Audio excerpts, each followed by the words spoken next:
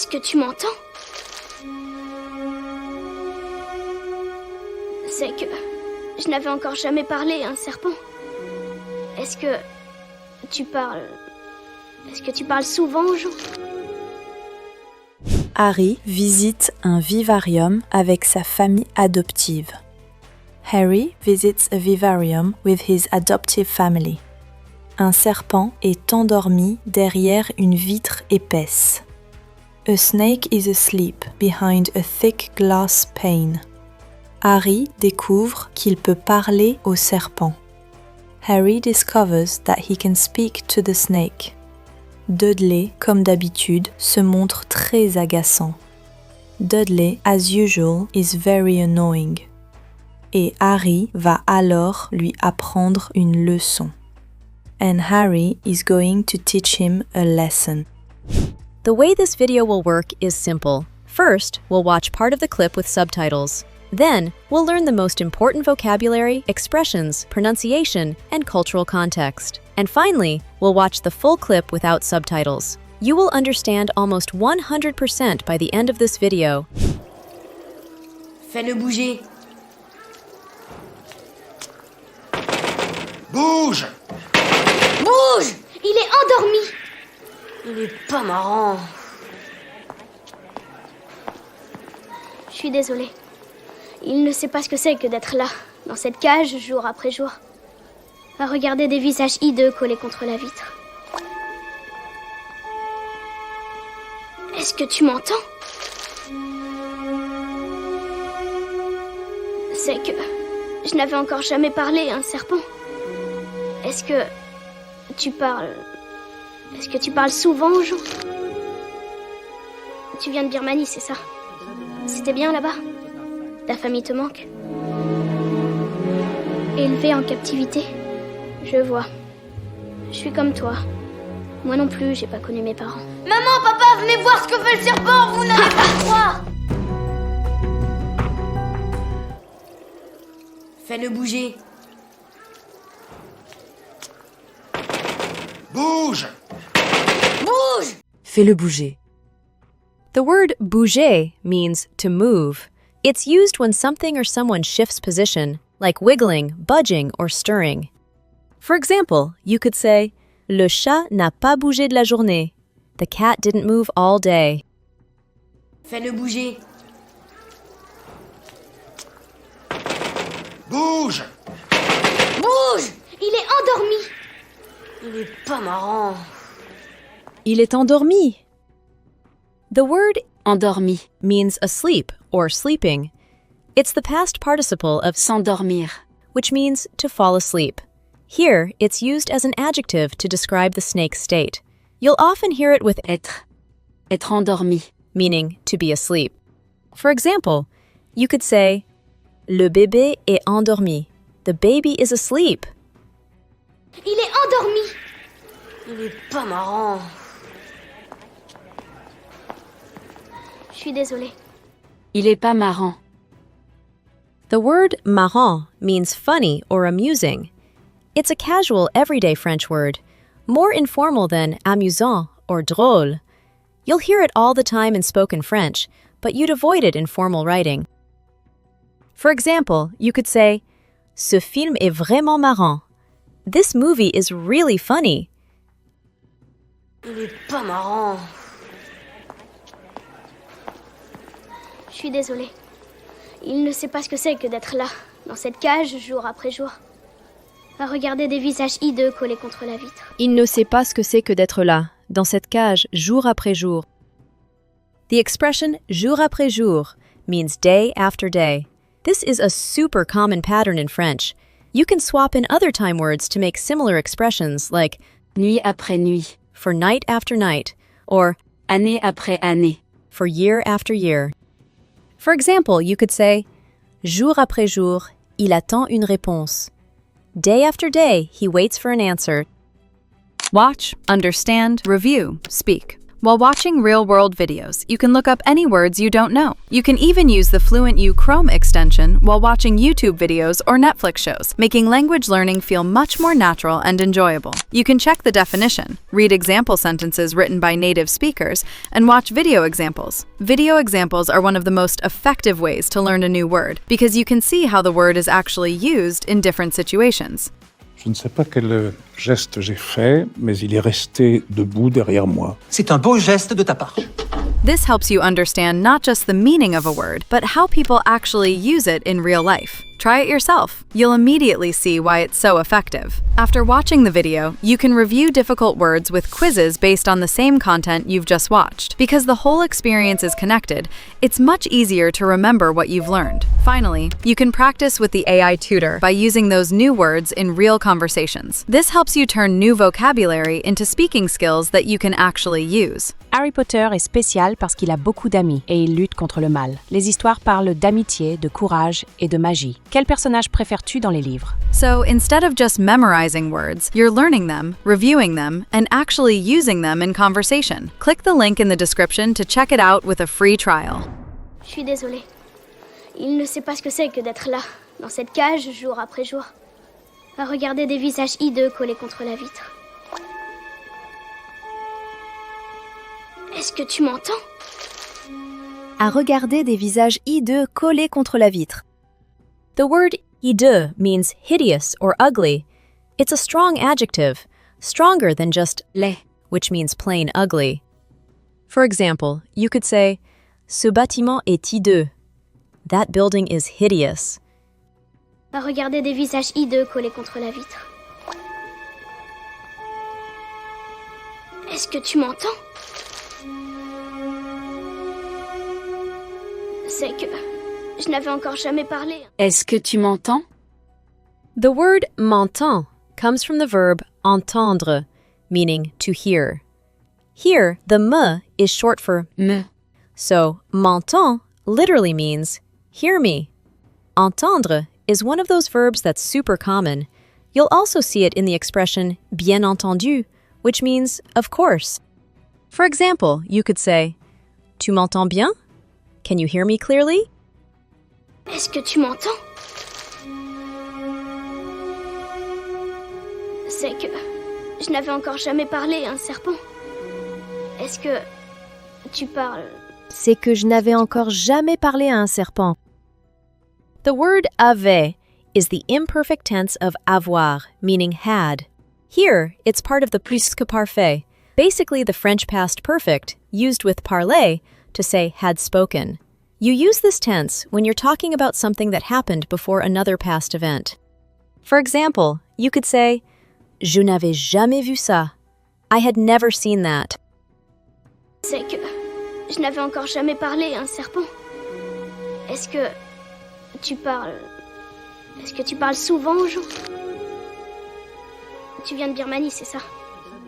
Est-ce que tu parles? Est-ce que tu parles souvent aux gens? The word parle means talk or speak. It's from the verb parler, and here it's in the tu form. For example, you could say, Tu parles trop vite. You talk too fast. Est-ce que tu parles... Est-ce que tu parles souvent aux gens? Tu viens de Birmanie, c'est ça? C'était bien là-bas? Ta famille te manque? Tu viens de Birmanie, c'est ça? The expression venir de means to come from when talking about origins. It's the go-to way to say where someone or something is originally from. Je viens de France. I come from France. Fun fact, Venir de. also has a completely different use. It can mean to have just done something, like Je viens de manger. I just ate. For example, you could say Il vient de Grèce. He comes from Greece. Tu viens de Birmanie, c'est ça? C'était bien là-bas? Ta famille te manque? C'était bien là-bas? The word là-bas means over there. It refers to a place that's far away from both the speaker and the listener. You'll hear it all the time in French when someone's talking about a distant place, like a country or somewhere they visited. It's the opposite of ici, which means here. For example, you could say, La vie est belle là-bas. Life is beautiful over there. C'était bien là-bas? Ta famille te manque? Élevé en captivité? Je vois. Ta famille te manque? The expression to manque means is missing to you. French expresses missing someone differently from English. The person or thing you miss becomes the subject, and the person who feels the absence comes after the verb. So, ta famille te manque literally means your family is missing to you, but naturally translates as you miss your family. For example, you could say, tu me manques. Literally, you are missing to me, which means I miss you. Ta famille te manque? Élevé en captivité? Je vois. Je suis comme toi. Élevé en captivité. The word Élevé. here means bred or raised. It comes from the verb Élevé. which can mean to raise, to bring up, or to breed. You'll see it used for animals raised in controlled environments, but also for raising children. Élever un enfant. Means to raise a child. For example, you could say, Ce serpent a été élevé au zoo. this snake was bred at the zoo. Élevé en captivité? Je vois. Je suis comme toi. Je vois. The phrase je vois means I see. It's used just like in English, not only for literal seeing, but also to show you understand something. It's a super common conversational response, like saying, I get it, or I see. For example, you could say, je vois ce que tu veux dire. I see what you mean. Je vois. Je suis comme toi. Moi non plus, j'ai pas connu mes parents. Maman, papa, venez Je voir suis ce comme que toi. The word comme means like or as. It's one of the most versatile little words in French. You'll hear it everywhere. It's used for comparisons, like here where Harry is saying he's the same as the snake.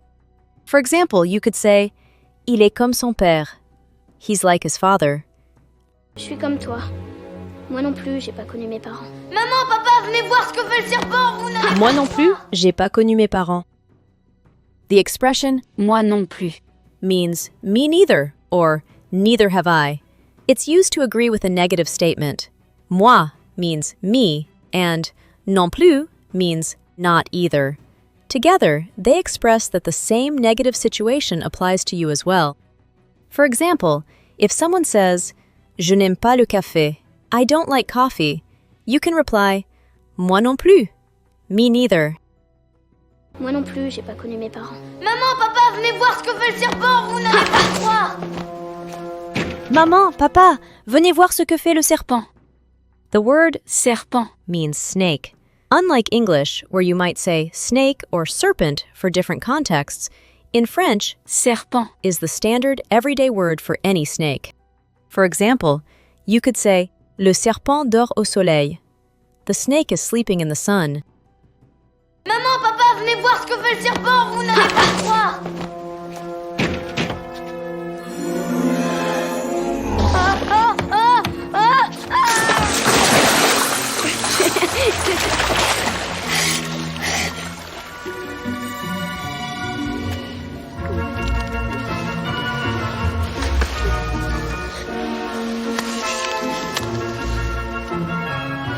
Merci.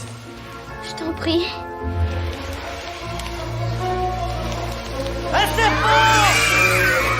Je t'en prie.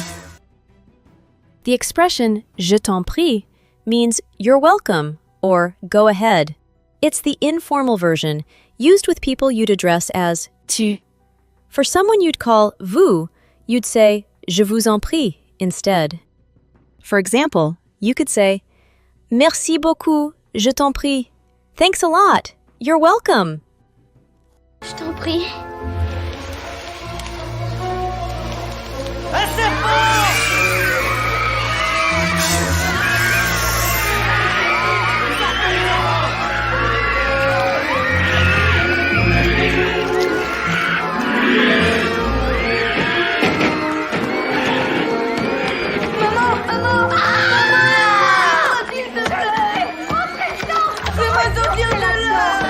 Fais-moi sortir de là.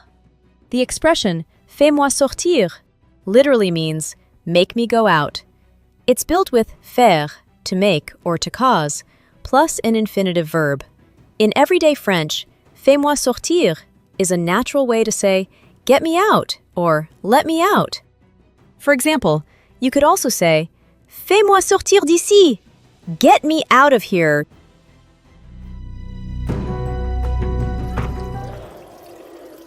Fais-le bouger. Bouge!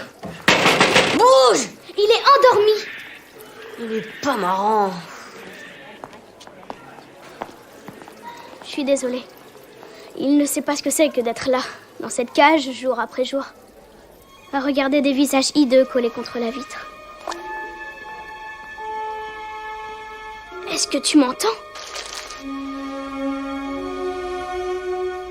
C'est que je n'avais encore jamais parlé à un serpent. Est-ce que tu parles souvent aux gens? Tu viens de Birmanie, c'est ça? C'était bien là-bas? Ta famille te manque? Élevé en captivité? Je vois. Je suis comme toi. Moi non plus, j'ai pas connu mes parents. Maman, papa, venez voir ce que fait le serpent, vous n'allez pas le croire.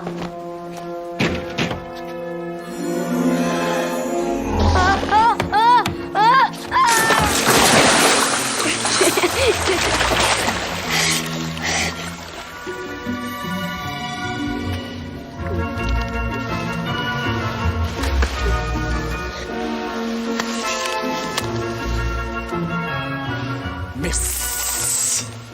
Je t'en prie. Un serpent!